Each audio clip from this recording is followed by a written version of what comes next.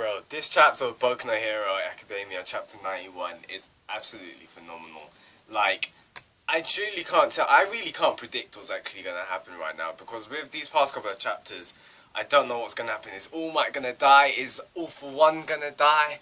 Now, in this episode, it's kind of, what's the word? It's kind of concreted. That's not even the word, but it's kind of made my theories and my thoughts concrete. With I'm on the bandwagon of thinking that All for One's gonna die. Now, my whole being 100%, I don't truly believe this because I just can't see one of these guys dying right now, so early into the series. Because we're only 91 chapters in. I just feel like if one of them actually do die, I feel like that's not going to be as heavily.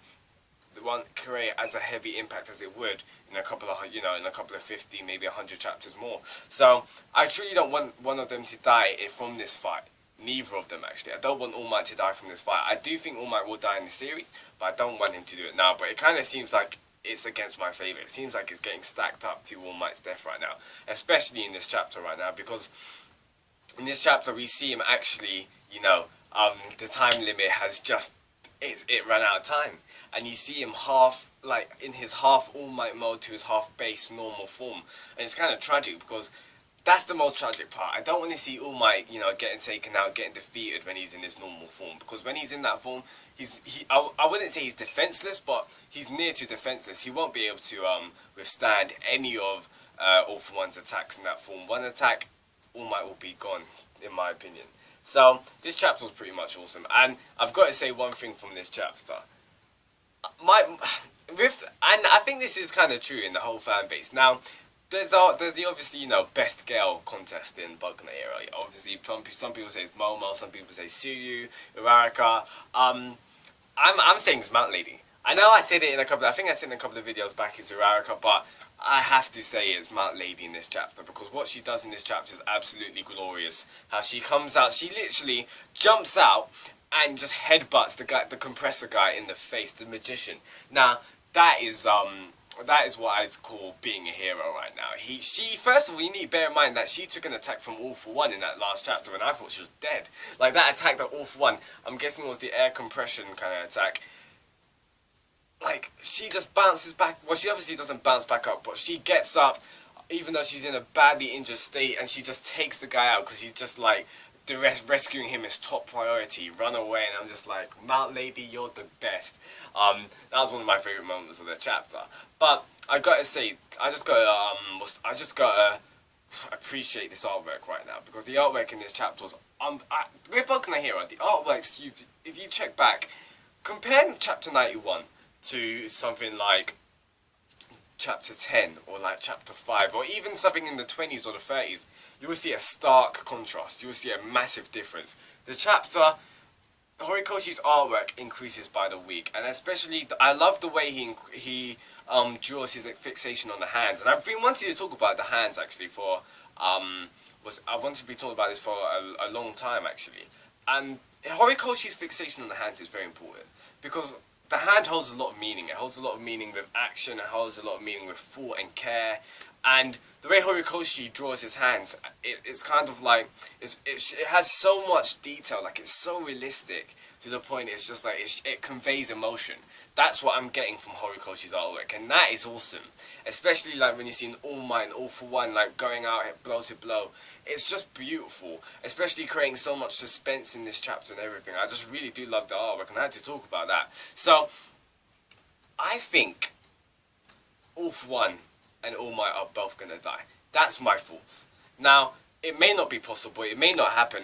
I'm not sure. I don't want to say that All Might's gonna die in this fight. He may do. I'm aware of the fact that All Might may die, but part of me thinks it's too soon, and I think his death will be much more impactful, much in the future, in my opinion. But I want to talk about All for One in this chapter. Now, I love how Horikoshi creates his villains. And if I had to call out a couple of villains, mainly Stain, All for One, and Shigaraki, mainly those three villains. The way Horikoshi creates these characters, you create these characters where you not only feel like empathy for them, but you actually feel a hint of admiration for their character, especially Stain. That's what I really loved about Stain's arc. Now, with All for One is a villain. Don't get me wrong, he is truly evil. But the point is, how great of a story writer is Horikoshi, where he makes me even question if the things that All For One has done in the past and what he truly is he really that bad? That's what Horikoshi makes me question. Because, especially in this fight, and we've seen it in the previous chapters, I talked to some people on the comments about it, the way the way All For One's relationship with Shigaraki, it's unbelievably similar to All Might and Deku. And I'm not saying it's like a parallel, I'm literally saying it's similar to a fact, like it's similar to like a mirror. It's that similar. It's crazy because, and what's even worse, not in a bad way, but what's even crazy is that All For One as a mentor to Shigaraki is probably better than All Might to Deku. Now I'm not saying that All Might's a bad mentor, I'm just saying the way that All For One has been teaching Shigaraki, the way that we've been seeing All For One teach Shigaraki to learn from his experiences, to give him drive, to give himself motivation, we haven't seen much of that from All Might. And I'm not saying that's a bad thing, I'm just saying Horikoshi's, making us dance with the line of which one's truly the villain and which one's truly the hero. Now, obviously All Might's the hero. I'm not saying that, oh yeah, I don't know which one's the hero or the villain. I'm just saying the blurring of the lines is truly fantastic in this series. It's really beautiful to look at, and that's what I really like about Boku no Hero. Because when I first got into this series, I thought it was just being like a typical hero and villain kind of series, but it's truly not. It's got a bit more humanity to it, and it's got a bit more depth to it as well. Now, what All For One said in this chapter was truly beautiful, and I really want to find that page. Like, I actually do love I do love All For One and Shigaraki's their relationship's absolutely beautiful. The way Shigaraki looks up to All For One is probably even, I'd say, much more than Deku to All Might. Now, there is a difference in the relationships there. I'm willing to say that the relationship between Deku and All Might is literally like a very mental and idealistic kind of relationship. That's how Deku looks up to All Might. Now, the relationship between Shigaraki and All For One is more father and son. And that's more deeper to tell, because first of all, it creates more sympathy for us towards Shigaraki, even though he's the villain, and it creates a hell of a lot more empathy towards All For One, especially what he does in this chapter. Because if you think about it, All For One sacrifices himself in this chapter. This is what he's been doing since his since his reveal, you could say. Ever since he came out of chapter 89, I think. He's been just trying to get the villains, trying to get his comrades out of there, trying to get them back to his safety or to the lair or to a new hideout or whatever. That's what he's been trying to do right now. He's not been trying to create havoc. He only came out for Shigaraki. It's all been for Shigaraki's sake, which he said in a couple of chapters ago. Now, what he says to Shigaraki in this chapter. Now, Shigaraki says, with that body, no, I still haven't Shimura continue the fight. Now this absolutely gives me the chills, because why am I getting the sense that there's death flags all over All For One as well? Like, why am I getting the sense like All For One is literally going to lay down his life to Shigaraki? And that's what I like about it. That's the atmosphere that I'm giving, because the atmosphere from both of these two titans, All For One and All Might, they're giving off this atmosphere. They'll lay down the line. They'll lay down their life for what they believe in, or for what they for the people they care about. And that's really awesome to say, because it's got like it creates so much more emotion in these characters, man. You can't I'm even stuttering to the point. This is how good this chapter was, man.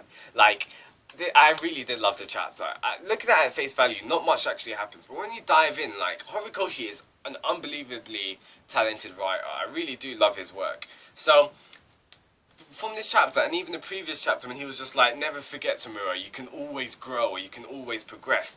And when he says continue the fight, it seems like he's thrown in the towel. Now, I'm not saying for throwing in the towel like he's going to be like, yeah, let me lose. It's just like he's literally thinking, I may die from this fight.